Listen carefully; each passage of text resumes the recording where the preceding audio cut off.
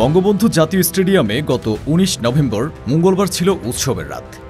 AFC Asian cup ২০২৭ বাছাই পর্বের ম্যাচে ভারতকে ১-০ গোলে হারিয়ে দিয়েছে বাংলাদেশ জাতীয় ফুটবল দল।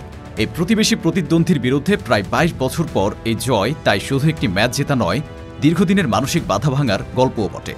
ম্যাচের শুরু থেকে বাংলাদেশ কিছুটা ডিফেন্সিভ খেললেও দ্রুতই অ্যাটাকিংয়ে যায়। ১১তম মিনিটে আসে ম্যাচের একমাত্র গোলটি। মাঝমাঠ থেকে বল নিয়ে বাম দিক দিয়ে এগিয়ে যান রাকিব হাসান।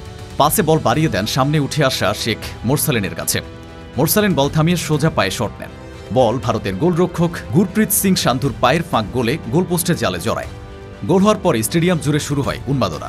এরপর ভারতের উপর চাপ সৃষ্টি করে খেলে বাংলাদেশ, বাকি সময় ধরে রাখে এই লিড। গোলদাতা মোরসালিনের পাশাপাশি ম্যাচের আরেক নায়ক ব্রিটিশ বংশোদ্ভূত তারকা মিডফিল্ডার হামজা চৌধুরী।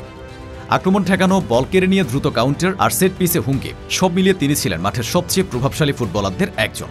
৩১ মিনিটে বাংলাদেশের গোলরক্ষক মিতুল মারমার ভুলে ভারতের লালিয়ান জুয়েলা চাংতে একেবারে খালি পোস্টের সামনে বল পেয়ে গিয়েছিলেন। সেই মুহূর্তে দারুণ স্লাইড ট্যাকলে বল ব্লক করে দলকে বাঁচান হামজাই। ম্যাচের পর বাংলাদেশ টিমের কোচ হাভিয়ার কাবরেরা স্বীকার করেছেন, ওই মুহূর্তে গোল হলে ম্যাচের চিত্র ভিন্ন হতে পারত। তাই ডিফেন্সের এই সক্রিয় ভূমিকায় জয়ের ভিত্তি গড়ে দিয়েছে বলে তিনি মনে করেন। উল্লেখ্য, ভারতের বিপক্ষে বাংলাদেশের শেষ জয় ছিল ২০০৩ সালের সাফ চ্যাম্পিয়নশিপে। এরপর ২ দশকেরও বেশি সময় ধরে বাংলাদেশ বহুবার জয়ের কাছাকাছি গিয়েও হার বা ড্র নিয়ে ফিরেছে। সেই প্রেক্ষাপটে গতকালকের সাফল্যকে বাংলাদেশ দলের কোচ ও ফুটবল বিশ্লেষকরা বলছেন ইতিহাস ভাঙার রাত। এই ম্যাচের সময় বঙ্গবন্ধু স্টেডিয়ামের গ্যালারিতে দেখা গিয়েছে উপচে পড়া দর্শক।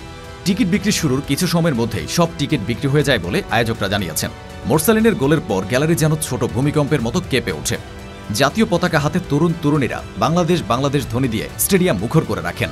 স্টেডিয়ামে এমনকি নারায়ে তাকবীর, আল্লাহু আকবার স্লোগান দিতে দেখা যায়।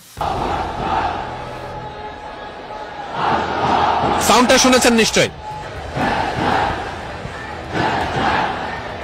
ম্যাচ শেষের বাঁশি বাজতেই খেলোয়াড়রা গিয়ে হাততালি দিয়ে সমর্থকদের অভিবাদন জানান।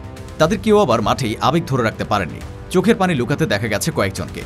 এই জয়ের ফলে ৫ ম্যাচে ৫ পয়েন্ট নিয়ে বাংলাদেশ গ্রুপ সিতে তৃতীয় স্থানে উঠে এসেছে, যেখানে ভারত ২ পয়েন্ট নিয়ে তলানিতে। যদিও দুদলই ইতোমধ্যেই মূল আসর থেকে ছিটকে গেছে, তবুও র্যাঙ্কিং, পয়েন্ট, প্রতিবেশী প্রতিদ্বন্দ্বী আর ২২ বছরের অপেক্ষা সব মিলিয়ে এই ম্যাচের মূল্য ছিল অনেক বেশি। বাংলাদেশের চাপ সামলে কাঙ্ক্ষিত ফল এনে দিয়েছে। ক্রীড়া বিশ্লেষকদের চোখে এই জয় বাংলাদেশ ফুটবলে নতুন আশার আলো।